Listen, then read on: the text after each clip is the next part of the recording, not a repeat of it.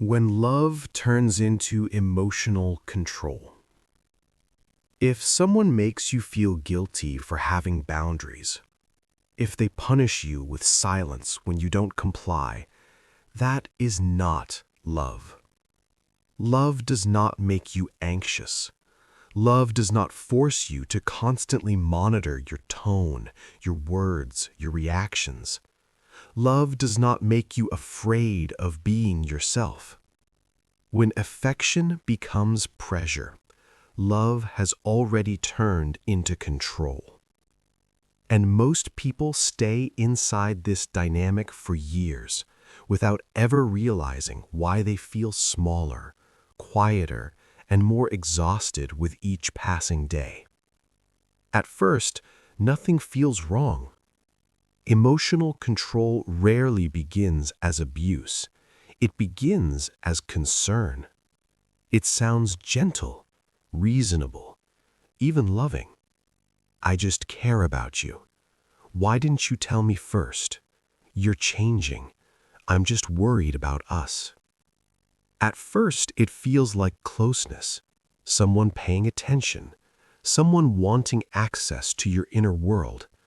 But slowly, closeness turns into expectation. Expectation turns into obligation, and obligation turns into permission. Without realizing it, you start checking yourself. Is this okay to say? Will this upset them? Should I explain more so they don't misunderstand? Should I tone this down to keep the peace? Love stops being a place of rest. It becomes a place of performance. You are no longer choosing freely. You are managing someone else's emotional state. That is not intimacy. That is emotional control. And the most dangerous part is that no one looks like the villain. The controlling side often doesn't feel powerful. They feel anxious, uncertain, afraid of losing connection. Control becomes their way of calming their nervous system. If they know where you are, if they know what you feel, if they know you won't pull away, they feel safe. For the controlled side, compliance becomes survival. You learn that agreeing reduces conflict, explaining reduces tension, giving in keeps the silence away, and silence feels unbearable. So, both sides participate. One controls to soothe their fear, the other submits to avoid abandonment. This is why emotional control feels intense, why it feels passionate, why it can feel addictive, because intensity is mistaken for depth, and anxiety is mistaken for love. But intensity is not love. It is nervous system dysregulation masquerading as connection. Stoicism saw this pattern long before psychology named it.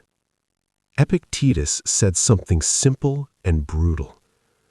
If you want freedom, do not seek to control what is not yours. Another person's emotions are not yours to regulate. Another person's reassurance is not yours to demand. Another person's behavior is not yours to manage. The moment you try to control another human being, you reveal something uncomfortable. You have lost control of yourself. Marcus Aurelius reminded himself again and again, you have power over your mind, not outside events. That includes other people, especially the ones you love. The need to monitor, to pressure, to guilt, to emotionally restrict another person is not strength. It is insecurity reaching outward. Seneca warned, the greatest obstacle to living is expectation. When love becomes expectation, everything changes. Affection turns conditional, Care turns transactional. Presence turns into surveillance. How long did you take to reply? Why did you sound distant? Who were you with? Why didn't you think about how this would make me feel? Love becomes a test you never agreed to take. Stoicism does not teach emotional coldness. It teaches emotional sovereignty. A Stoic loves deeply, but never at the cost of inner freedom. Because love without freedom decays. Desire cannot breathe under control. Respect cannot grow under guilt. Trust cannot exist under constant monitoring. Control suffocates what it tries to protect. This is where the Stoic correction begins. The mistake is believing control creates security. The mistake is believing guilt proves commitment. The mistake is believing constant access equals closeness. Stoicism teaches the opposite. Security comes from self-mastery. Commitment is voluntary, not coerced. Love needs space to remain alive. When you stop managing someone else's emotions, something shifts. Anxiety decreases, clarity increases, authenticity returns. You speak without rehearsing. You act without asking permission. You exist without shrinking. And here is the uncomfortable truth.